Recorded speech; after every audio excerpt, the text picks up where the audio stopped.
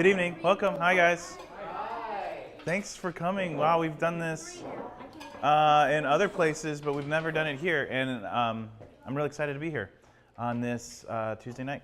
So we are going to talk about politics, which we all love talking about these days, I think. It seems like we're all looking for a new way to find a moral center in our politics. We've got a really bad situation going on in our country right now. No matter if you are a Republican or a Democrat, this is not normal. And so what we're going to talk about tonight is, I'm just going to talk a little bit about how Jesus is centered in all of this. And we're going to talk about a few issues. And our friend Andrew is going to share a little bit about the Oregon ballot. Maybe you've gotten that big, thick, black and white, printed paper ballot guide in the mail in the recent weeks. Andrew's going to share a little bit about that, which I'm really excited about, and just kind of help us navigate that. And of course, we are not advocating any candidates or policies this evening, but we are clearly trying to find what I would say Jesus, you might say the cosmos, the universe, our tradition might have to say with a fresh word about what's going on right now in our world, and especially in the United States of America, which is where we live. So, I saw this today. This tweet today. Founding Father says, "We must always have an electoral college and 2 senators per state." And then this guy, Ben, says, "Okay, but what if 40 million people live in California?" And the Founding Father spits out tea prepared by a slave. "There's how many people in what?" Meaning that our Founding Fathers, white guys, landed gentry, who threw over their British imperialist oppressors, who some of them had slaves, had no idea anything about California and that one day 40 million people might live there. And so the Electoral College is this concept in our Constitution that talks about representation, and it's not serving us well anymore. And maybe some of our ideas aren't serving us well anymore, right? Maybe some of our ideas, whether they're political or spiritual or religious or moral, are evolving and changing, and they're not serving us well anymore. So Jesus, this is a famous painting, maybe you've seen it. It's called Ecce Homo. And here's Pilate saying, here's the man, Ecce Homo, literally, the man, Jesus. Jesus comes into the world in a specific place and time. Jesus comes into the world in the backwater of empire, of Roman Empire, in Palestine, in an oppressive state, in a place in which religious elites had colluded with their governing authorities, and things were in a tough spot for all the people. So you had a collision of cultures, Roman, Palestinian, Jewish, pagan, all the things coming together, and Jesus is at the center of all of this. And Jesus came to serve and to love, and in my mind, help people return back to what it means to be truly human, which is, of course, connected to the divine, right? All of us are made, it says in the book of Genesis, in the image of God. And so whether we're Roman or pagan, Jewish, slave, free, Greek, Gentile, male, female, as one of the first Christians would say, we're all made in the image of God. And so Jesus is helping to do that. If you were at our Saturday retreat, I talked a little bit about empire happens, but also life happens, right? Like normal life just happens. Like in empire doesn't mean like it's political 100% of the time. In some of our, like we can't be political 100% of the time, right? Because we've got bills to pay, we've got jobs to apply for, we've got kids to change diapers with, drive to school. Life is ordinary, life is happening all the time. But I think maybe sometimes we have this sense that like faith and politics need to be separate. And I would say everything is political. Changing that diaper is political. Applying for that job is political. Praying that prayer is political. Not just marching in a march or signing a petition or voting or supporting that candidate. Everything is political. Because for the word political to mean anything, it just simply means the affairs of the city. So how do we have affairs of the city that serve all of us? Christine Blasey Ford, such a powerful, tragic, terrible month, right? We've got this migrant crisis south of our border. Everybody follow this, what's going on here? We've got a migrant crisis south of the border, caravan. They've moved up from Honduras to Guatemala. Now they're in Mexico. And they, that does not look like a rapist or a drug dealer or a terrorist, does it? That's a father with a child. Now these are moms and dads looking for a better way. Our president tonight said he's not sure if this is true or not, but there are likely Muslim terrorists in the caravan walking with them. Like, how heinous is that, right? Like the most powerful man in the world is like literally spreading what he decries every day as fake news. So migrant crisis, right? Families moving at 3 miles per hour up to the southern border. This is what empire looks like, right? This is empire in real life. That child will need food and caring. This is political, and this is human. This is normal life. This transgender terror that's happening from the Republican Party, looking to possibly erase, defined out of existence under the Trump administration. This is a headline from the New York Times a couple days ago. We already had a rewrite of military rules, so a transgender ban, although the top brass, as they're called in the military and the Pentagon, have said, wait, no, don't do that. Like, these are some of our greatest soldiers. So you literally have empire fighting empire itself, saying, wait, this is not right. How do we include all people? And yet, as a friend this morning said, this is not just red meat for the voter base this week and next week in this election to come. This is like a full steak thrown at all the raving people that are just are full of hatred, right? These are our friends, these are our neighbors, these are our siblings, and to be erased and defined out of what it means to be a public person is a terrifying thing. And so, what do our moral politics say about this? This is Left Behind. I'm gonna come back to that. Let me go back to this. We're gonna talk about this in a minute. I want to say a couple more things about empire and Jesus.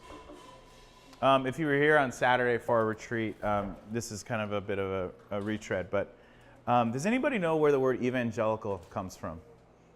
I mean, anytime we hear evangelical on the radio today or on the news or on Twitter, we know what that's about, right? What is evangelical about today? Conservative politics. 81% of evangelicals voted for President Trump. I think the polling numbers during the Kavanaugh hearings were even higher than that. Support of this justice. The word evangelical means quite simply good news. It comes from a Greek word euangelion, glad tidings in the Old English. Good news, euangelion. And when we think about good news, what do we think about as people that have maybe grown up in the church or come through spiritual backgrounds? We think about the gospel, right? Like the gospel is something that we can read. There are 4 gospels in the Bible, right? In the New Testament. The gospel might be something that at a church service or a summer camp you received. You came down the aisle and you received the gospel. Gospel is Old English, like 15th century English that just means God spell, which means good news. So that's where this word comes from. But what did evangelical mean before all this? Anybody ever hear about this? In the Roman Empire, it was the first word that would be said to a village or a town or a city that was utterly decimated by the Roman military. So a soldier of the Roman Empire or a bureaucrat would roll into town, open up the scroll, and bring glad tidings from Caesar Augustus. Glad tidings, good news, Evangelion. I'm bringing you an evangelical word that all things are now good and safe in this town because you have been conquered. They had this idea of the Pax Romana, and the peace of Rome would come because of the good news of Caesar, who was known as the Son of God. Did you know that too? So Caesar Augustus is literally described in some of the earliest inscriptions that we have. Like, you can go to museums and see this. He was the Son of God, and there's a long story to that, but Caesar Augustus used to be named Octavian before he became the Caesar, and he was the nephew of Julius Caesar. And when Julius Caesar was assassinated, his imperial court had basically said, God has died. We need to make sure that he is deified so that our policies and our ideas for what Rome looks like are enshrined forever as a heavenly thing. And so they literally went around Rome when Julius Caesar was, stabbed in the back by Brutus and that whole mob, and said he was divine. And there were scenes at Julius Caesar's funeral where people said they saw Julius Caesar's spirit flying up, ascending into heaven. So God had ascended. God had left the room. God had left. And so the Son of God was his adopted nephew, Octavian, who became the next Caesar and waged brutal civil war for a generation. And so when Jesus is born, he's literally born amidst this Son of God who's bringing glad tidings, evangelical good news to the world. And so the first Christians would say, that's not good news, right? Like all of the raping and pillaging and destruction and violence and oppression, that's not good news. And there were four parties of Jewish faithful. And some of them were known as Pharisees, and some of them were known as Sadducees, and some of them were known as Essenes, and some of them were known as Zealots. And they all came from the same tradition. They were not like warring with each other. They were different expressions of the same tradition. And the Pharisees and the Sadducees had very different understandings about theological, doctrinal, dogmatic ideas, God ideas.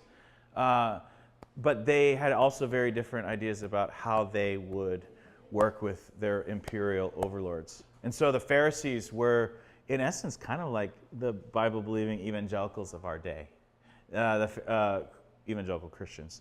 Pharisees were the good guys for Jewish Palestine because they were working with the government. We might not describe that as good guys, right, in this moment, but they were seen as people that were faithful to the tradition and also trying to make Jerusalem great again, right? Pun entirely intended. Because they had been tired of the exile, right? They had Babylon, they had Persia, they had so many oppressors, and they were tired of it, and they wanted to keep their temple pure and standing, and they wanted to live life in empire with some semblance of security and safety. And so, of course, when Jesus comes onto the scene and cuts right through all of this, there's going to be conflict because Jesus' kind of idea of peace is not the idea of Rome, and it's not the idea of the Pharisees siding up with empire. Now, so one of those other traditions was known as the Zealots, and these guys were known as the Scari, and they were like the Scari. They had daggers that they carried. They were known as terrorists or freedom fighters. And Judas Iscariot that's not his last name, that was his party identification. He was part of that tribe. And so you can look at when Judas betrays Jesus as, you can look at that a number of ways, and we can't settle that tonight. But Judas betraying Jesus might be frustrated with Jesus' own positions of resistance and resilience too, right? Because at the end of Jesus' life, you see a Jesus that's also welcoming in Roman soldiers, welcoming in empire, welcoming in Pharisees, and trying to cut through, not a religious left or a religious right, but a new moral center, trying to cut through all of this and include everybody and help them find the way, the truth, the life. So that's empire, that's evangelical, that's those things. And so when we think about why evangelicals today are pro-Kavanaugh and not listening to our sisters and our mothers and our friends, and when they are terrified of families looking for a better way, and when they today don't understand why transgender is beautiful. I ask myself, it's kind of like the empire all over again, evangelical empire all over again, a collusion and a commitment to things that are not the way of Jesus. So that brings us to Left Behind. I've never seen this one because it just looks ridiculous to begin with. This is Nick Cage, famous for, what is the other movie he made? No, not Independence Day. The one that he like has to go. Well, Raising Arizona is like a decent movie. Face Off. Oh, you're naming like the decent movies. What's the one where he's like where he's looking for the National Treasure? Yeah. National Treasure. This is the right answer. He has like 2 dozen good movies. What are you talking about? I know, and he's got a lot of bad ones. Anyways, this is the redo of Left Behind. Anybody in this room ever hear about a book called Left Behind?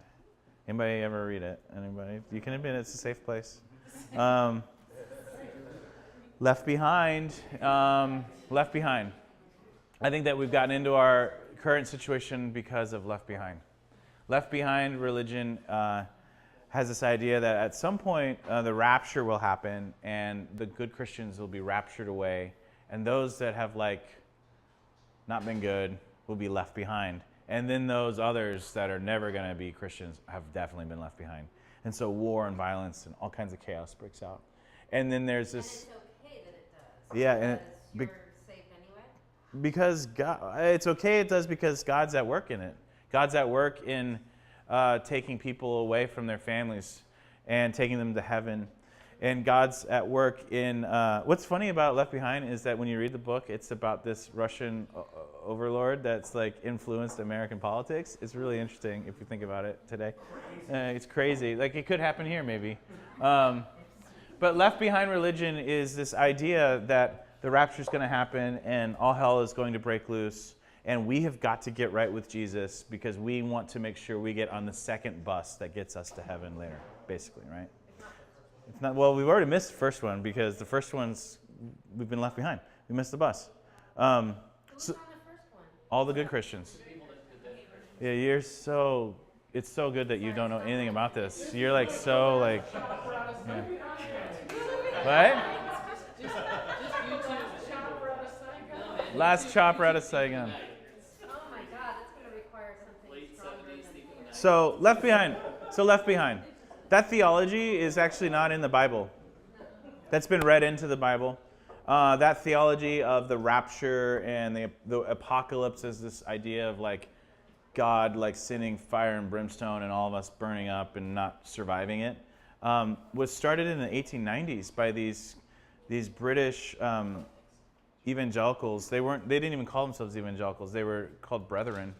And there's this guy named Darby, and he made a Bible that connected all these, like kind of like that crazy person in the room with like this string tied on the wall to all the like things to connect the dots. Like, yeah, exactly. Darby created this Bible that later became the Schofield Reference Bible. Maybe you've heard of that.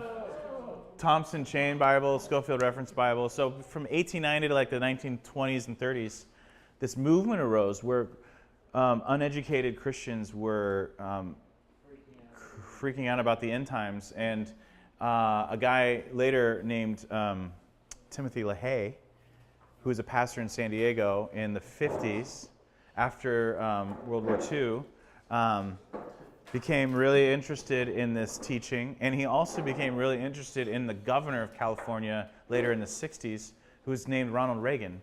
And Ronald Reagan at the time was an ex-Hollywood actor. He was pro-abortion, so he was like pro-choice. And he was trying to make a late career change and become president. And he ran for president once before, and he lost. He didn't even get the nomination. And guys like Timothy LaHaye were like, let's get behind this guy. So Tim LaHaye writes this book called Left Behind in the 90s. And right up before the year 2000, when we were all gonna, it was all gonna end, right? And he gets a guy that was known for writing sports biographies for kids named Jerry Jenkins to write the book. So Timothy LaHaye gives him all these ideas. And all the ideas are like, his idea of theology and politics were all meshed together because the whole time Timothy LaHaye was talking about how some people were left behind, he was investing millions and millions of his dollars into fighting women's rights and gay rights. And there's a story of when Timothy LaHaye was invited by this kind gentleman named Jimmy Carter. Whoa, that's a big picture of Jimmy. Jimmy Carter called himself a born-again Christian in the 70s. He was a son of a peanut farmer, right? Still to this day leads a Bible study that's more popular than the church service that happens after it. Like, I had a friend that went recently, and there are just buses lined up, and he teaches the Bible like most Sundays in his home church in Georgia. He did an interview with Playboy magazine in the late 70s when he was running for president to try to appeal to people because he was this weirdo, like genteel, nice Christian guy.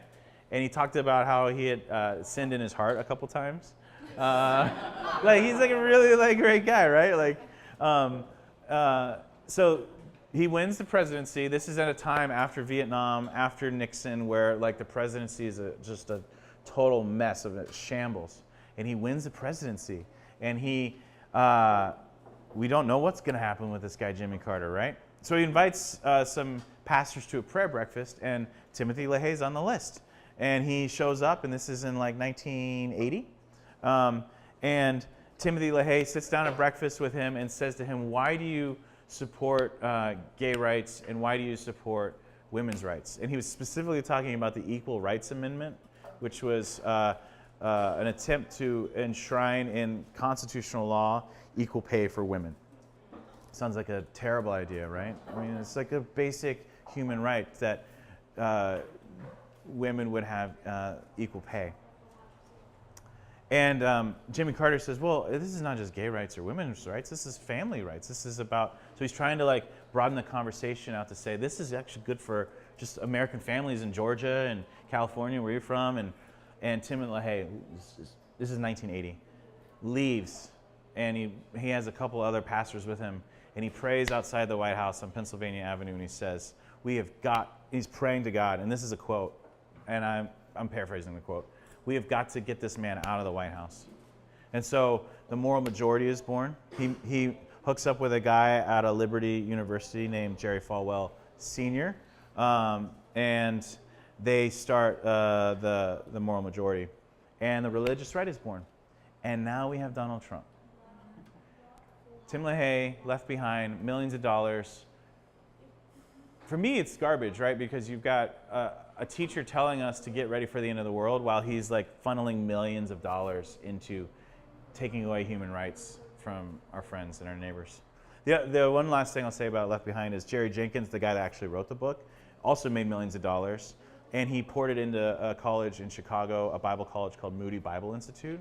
And he said, I need to create the Jerry Jenkins Center of something. And at the top was a high-rise condo. And in order to put that building and that center in there, they moved out all these poor retired folks that were living in affordable housing. And Jerry Jenkins' family moved into that spot. And it broke all kinds of Illinois state laws. And it's just like the utter like hucksterdom of American evangelicalism. And later on, he admitted to a gambling addiction.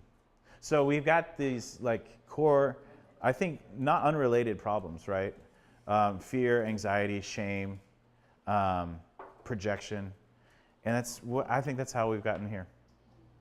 A couple last things, and then Andrew will share a little bit. We have to reckon with American empire. And we have to reckon with Americans' racist history. It's right there, hidden in plain sight. In the Declaration of Independence, after all the beautiful, flowery, poetic language of Thomas Jefferson, we hold these truths to be self-evident that all men are created equal. One of the bills of particulars that they're upset with the King of England is he has excited domestic insurrections amongst us and has endeavored to bring on the inhabitants of our frontiers, the merciless Indian savages, whose known rule of warfare is an undistinguished destruction of all ages, sexes, and conditions. So right in our Declaration of Independence, we talk about the native peoples of this land as merciless Indian savages. And so, what do we do with that as good Americans? We've got to really ask that question of not only what do we do with that, but also what do we do with the idea that we've taken land away from people that were here before? And then in the Constitution as well, hidden in plain sight, the 3/5 compromise. All men are created equal, meaning white men with property. And this section of the 3/5 compromise has everything to do with voter representation. And so they decided, okay, what we're going to do is we can't count, it says the whole number of free persons, including those bound to service for a term of years, excluding the Indians, not tax 3/5 of all other persons. So African American men were described as 3/5 of a person. African American women didn't exist legally, and white women didn't exist either. So hidden there in plain sight, right in our founding documents, these beautiful leaps forward for democracy and inclusion, we still have horrific problems. And I think that we are still dealing with these problems to this day. So maybe try to be optimistic now that Adam painted this beautiful picture of how we got to where we are. So about me, I'm the elections manager for Clackamas County. So my job is to deal with ballots and voter registration. I'm a nerd that way. I care about policy. I care about process. Try not to focus on results very much because that's not part of what I do. But when Adam asked me to speak a little bit, one of the things I wanted to do was brag a little bit about Oregon and how lucky we are to live where we do and to have the system that we have. Specifically, this year we celebrate 20 years of vote by mail. And vote by mail has been going on for about 40 years in Oregon, but it was passed with a statewide petition 20 years ago that made all elections vote by mail. And one of the things that helps with is just equal access to the ballot box. The people that get to vote don't have to be a specific place on a Tuesday. You get 3 weeks to vote. And we send ballots directly to you. You can send them back. You can drop them off at ballot boxes. So we make it really easy for you to vote. But on top of that, there's lots of other things that Oregon does that is more expansive that you might not know about. So I just wanted to touch on some of these things. We recently passed automatic voter registration in Oregon. So we're trying to take a little bit of that burden away. So now if somebody goes to the DMV, they get put into a queue to where they get automatically enrolled. It made voter registration an opt-out instead of an opt-in program. So our voter rolls in Oregon have exploded over the last few years. And I'll come back to this, but this is related to what you're voting on this November is affected by this automatic voter registration. So Oregon went from 2.2 million voters 3 years ago to 2.7. So that's a pretty big increase, and we think it's going to keep going for about another 5 years before it levels out for a while. But we have automatic voter registration. We don't have voter ID laws. What we use to verify the system is every ballot has that return envelope that you sign. Every single ballot, compare the signature on the ballot with the signature on your voter registration card. So people are looking at those to provide some legitimacy to your vote and to show that we can do this without forcing people to check IDs and show up at a specific place at a specific time. That's Andrew and his team do that. Yeah. Yay. It's fun. You can do it too. You can go down to the county elections office. They'll sign you up, put you to work for a few weeks. Other things we do is we put out a voters pamphlet. It's not perfect by any means because anybody can pay to put a statement in there, but it is more information for the voter, which is important. We try to do what we can to get the voters information so they can try to make informed decisions. We have lots of opportunity for direct democracy in Oregon. So what I mean by that is we have a representative government. You elect people to represent you and to govern you. So city councilors, county commissioners, state representatives, Congress, president. We elect these people to govern for us so that we don't have to know all the minutiae of all these laws. But in Oregon, we also have different forms of direct democracy. We have a recall, so if we don't like what an officer is doing, we can recall them. We can collect enough signatures and pull them back out of office. We also have referendums. Anybody that was here in January knows about this because we all voted on the healthcare law because there was a referendum. The state legislature passed a law about healthcare, and some people came up and said, no, we don't think this is a good idea. They collected signatures, and everybody in the state got to have a vote. And then the other thing is initiative petitions. Not everybody has these, so they're good, but it's important to kind of understand the way that they work because they affect what you're voting on. And how things get to your ballot, knowing how they get there, I think helps teach you quite a bit about what you're deciding. So the way that those petitions work is if the governing body that we elect, so say you elect your city council, and you keep petitioning them, or you keep asking them to pass laws, and they're just not listening to you, you can petition the government through the initiative to force a vote of the people to pass that law. So even if your governing body does not want to do something, the citizens can petition them to force a vote among other people. And so the state measures that we have, 4 of them are on there by initiative petition. And with state measures, they actually have to include how that measure got to the ballot, and that will help teach you a little bit of what you're voting on. So yeah, we're really lucky in Oregon to have all these different systems.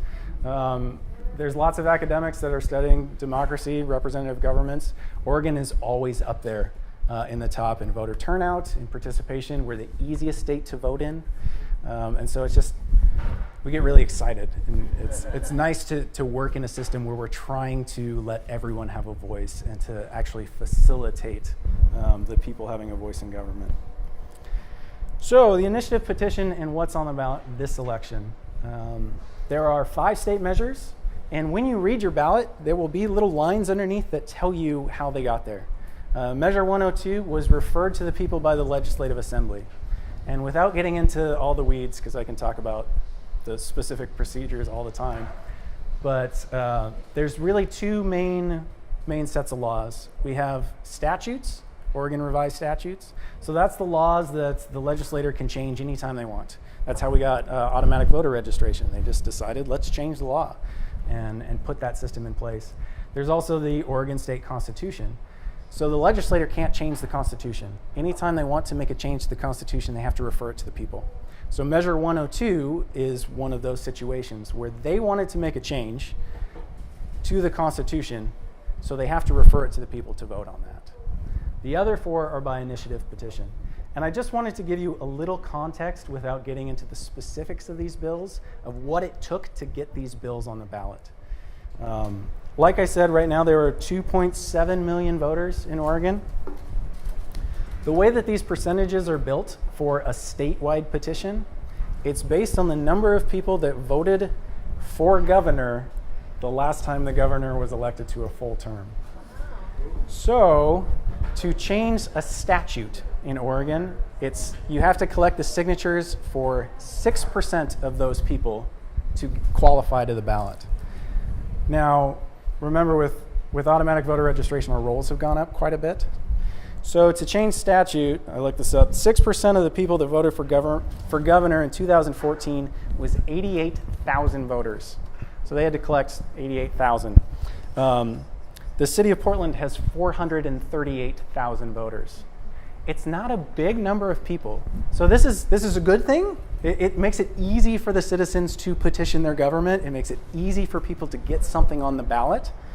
But it's important to remember, just because the people got something on the ballot, it's a very small percentage of dedicated people that can get something on there. So just because the people forced a petition, the qualifications were 88,000 at that time.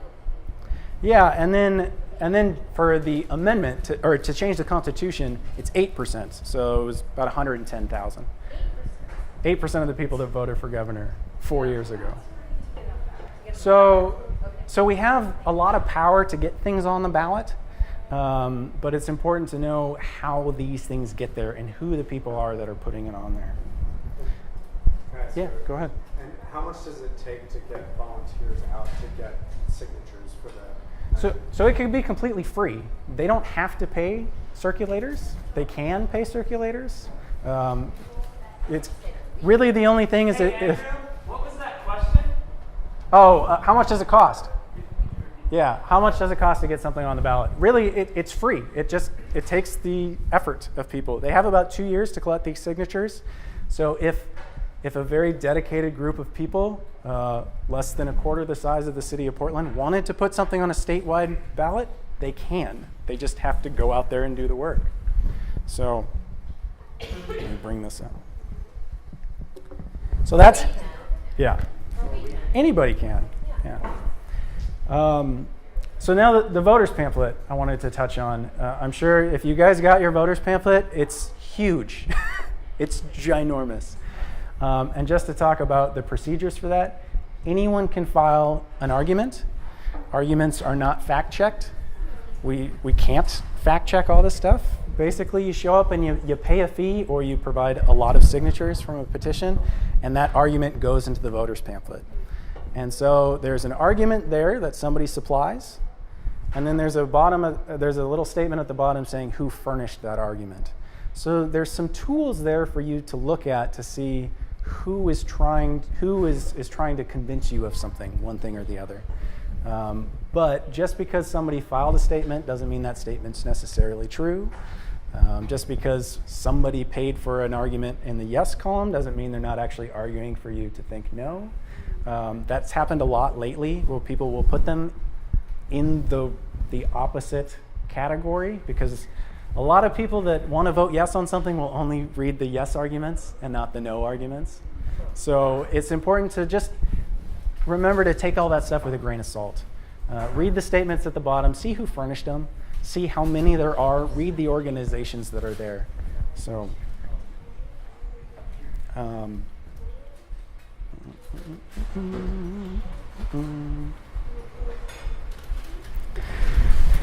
so the tough part, and you'll know this looking at these state measures, I think the state voters pamphlet is about 150 pages with some candidates and a lot of measures, or a lot of arguments for these measures.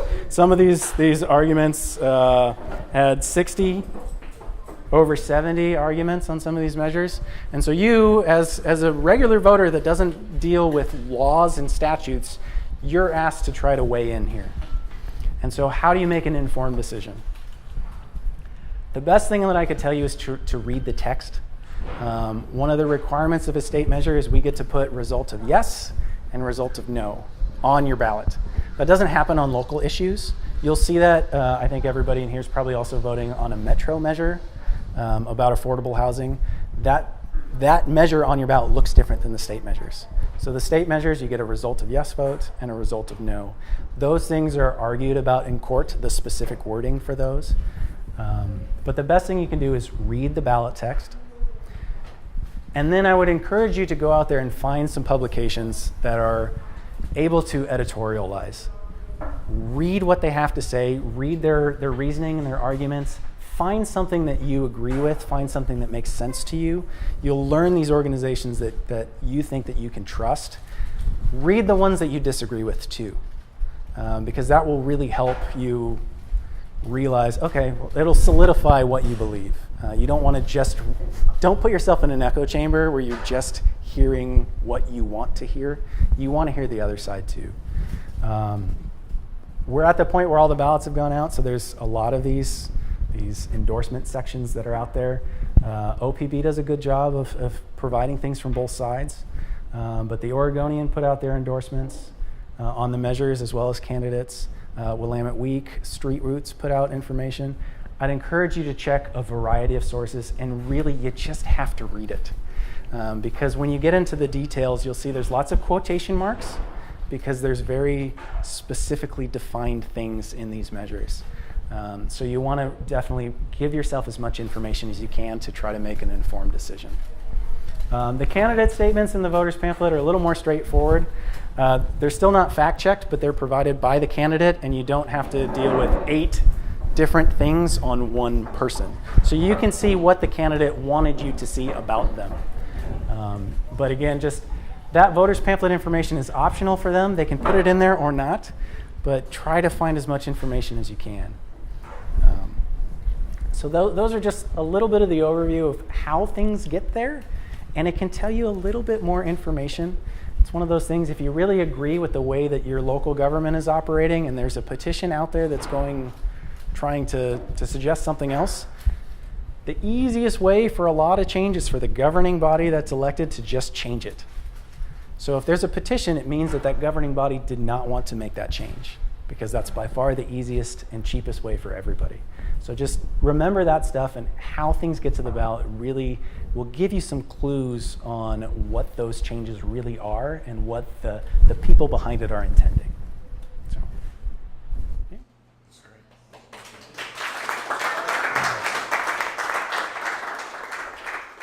We can ask Andrew some questions here in a couple minutes. But one of the measures that he was referring to is Measure 105. Anybody know what Measure 105 is? It's to repeal our sanctuary laws on the books of Oregon. So a couple months ago, I was with a group of 20 pastors, and we got arrested, and that's my court notice. 2 of them, actually. I got arrested in front of the ICE detention center, the field office, actually, on Southwest Macadam. And we were there gathering to pray and to petition ICE to stop separating families and to stop basically breaking Oregon state law, which is, right, like when we think about states' rights and what it means to be liberal or conservative, like we've got to get back to like this dialogue and this really important work about what it means to be seeking the commonwealth of this whole country, states working out their ideas with the federal government. And so I was arrested, and I got my court date a week ago, November 1st, I think. And it sounds like we will have a plea bargain deal. So I don't think I will serve any jail time, which is good.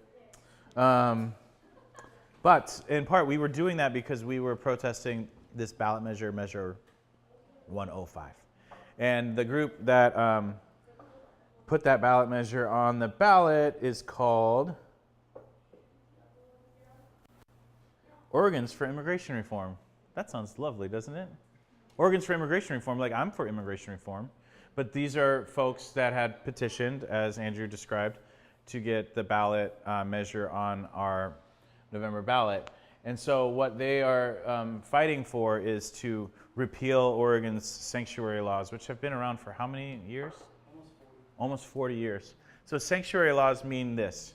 It's illegal for, well, it just means this. And you guys could probably help correct this a little bit. My understanding of our sanctuary law is that our Oregon state courts, state authorities, state police, and in Multnomah County, the Sheriff's Department is committed to this, and Portland, the police department is committed to this, to not coordinate with federal officials and essentially to racially profile immigrants to then deport them. And so this ballot measure 105, a vote yes would be to repeal it and to then force state authorities and officials to coordinate with federal authorities and ICE. Now, the federal government's getting around this, obviously. They're doing sweeps in school parking lots. They're doing sweeps in county courthouses. They're getting around this. But it is a hedge of protection for our immigrant neighbors. And those that would say vote no on the repeal to keep the sanctuary laws in place, people like Andrea Williams, who runs this group called CAUSA, they would say, like, it actually, and the sheriff of Multnomah County, they would say this actually helps our community safer, because if someone in the neighborhood wants to report a crime, they know that they will not be arrested and deported by county police or state police and so on and so forth. And so it allows people to live free of fear in their neighborhoods to help our neighborhoods be better places. So that's one thing that I wanted to mention. And in closing, I just want to talk about this idea of what Reverend William Barber, who runs the Poor People's Campaign out of North Carolina, he says, we're not we've got the religious right? We're not trying to have a religious left where we're fighting all the time. We're trying to find a moral center. We're trying to include people of all walks of life, all persuasions in a new moral center. Because if we find if we see the world the way that Jesus saw the world, we would then begin to see that it's not good for any of us to side with empire and power and principalities. And that a new moral center doesn't carve out a world in which families' rights are different than trans rights, where women's rights are different than human rights. It's a new moral center. And so that's the appeal I just want to equip everyone tonight to go home with, and into the holiday season when we will all have these lovely conversations with friends and family. I know a lot of us struggle with that, but it's not like I'm not trying to form some religious left thing, right? I'm just trying to help guide people back to a moral center. And so I really resonate with William Barber on that.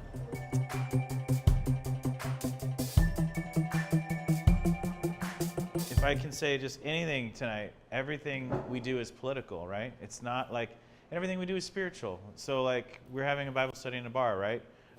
It's not that we don't have to go to church to talk about religious things. We don't have to go into the streets or in a march to talk about political things. And when Jesus sits with this woman at the well, this Samaritan woman at the well, that's not just a faith-rooted act of him having compassion for a woman of a different tribe and a different religion, but it's a political act, because it was basically illegal for people to hang out like that.